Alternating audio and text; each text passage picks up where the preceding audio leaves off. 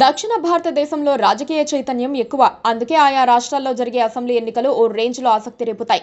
వచ్చే ఏడాది జరగనున్న తమిళనాడు అసెంబ్లీ ఎన్నికల విషయంలోనూ అదే జరుగుతోంది.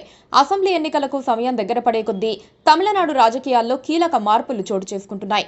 అధికార డీఎంకే స్మూత్ గా తన పనులు తాను చేసుకుపోతోంది. కానీ విపక్ష పార్టీలు మాత్రం కింద మీద పడుతున్నాయి. కొత్త ప్రత్యర్థి విజయ్ కు పొత్తులు పెట్టుకోవడానికి పార్టీలు దొరకటం లేదు. ఒంటరి పోటీ అంటున్నారు.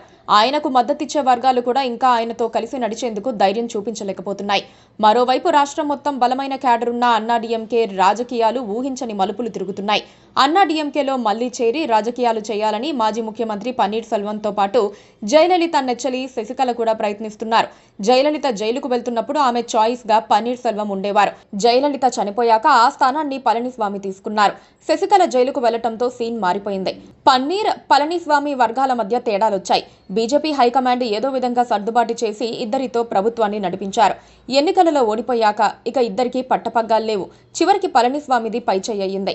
పన్నీర్ సెల్వాన్ని పార్టీ నుంచి గెంటేశారు. ఇప్పుడు ఎన్నికలకు ముందు ఆయనతో పాటు శశికళ కూడా పార్టీలోకి వచ్చేందుకు ప్రయత్నిస్తున్నారు. అన్నా డీఎంకేకు చెందిన అన్ని వర్గాలు కలిస్తే విజయం ఖాయమని అనుకుంటున్నారు. 2021 అసెంబ్లీ ఎన్నికలకు ముందే జైలు శిక్ష పూర్తి చేసుకుని వచ్చిన శశికళ రాజకీయాల్లో మళ్లీ తనదైన ముద్ర వేయాలనుకుంటున్నారు. కానీ అన్నా డీఎంకేలోకి అడుగు పెట్టలేకపోతున్నారు. గత నెలలో తాను అన్నా డీఎంకేను గెలిపించేందుకు ప్రయత్నిస్తానని ప్రకటించారు. అన్నా డీఎంకేలో తనదైన ముద్ర వేయడానికి గట్టి ప్రయత్నాలు చేస్తున్నారు.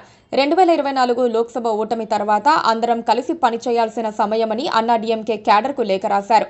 శశికళకు బీజేపీ మద్దతుందని, ఆమెను అన్నా డీఎంకేలోకి చేర్చుకోవాలన్న ఒత్తిడి ఆ పార్టీ చేస్తోందన్న ప్రచారం తమిళనాట జరుగుతోంది.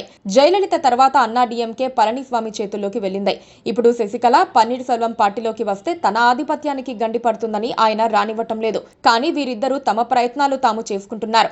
ఇటీవల పన్నీర్ సెల్వం సీఎం స్టాలిన్తో సమావేశమయ్యారు. కానీ డీఎంకేలో చేరాలని అనుకోవటం లేదని ప్రకటించారు. శశికళ అలాంటి ప్రయత్నాలు చేయలేదు. కానీ అన్నా డీఎంకే లీడర్ క్యాడర్లలో తన పలుకుబడి పెంచుకునే ప్రయత్నాలు బయట నుంచే చేస్తున్నారు.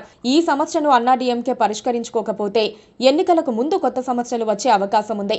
అందరూ కలిస్తే ఆ పార్టీకి మంచి రోజులు రావచ్చన్న ప్రచారము తమిళనాట జోరుగా సాగుతోంది. Please subscribe to KTV Telugu. KTV Telugu. KTV Telugu. KTV Telugu channel.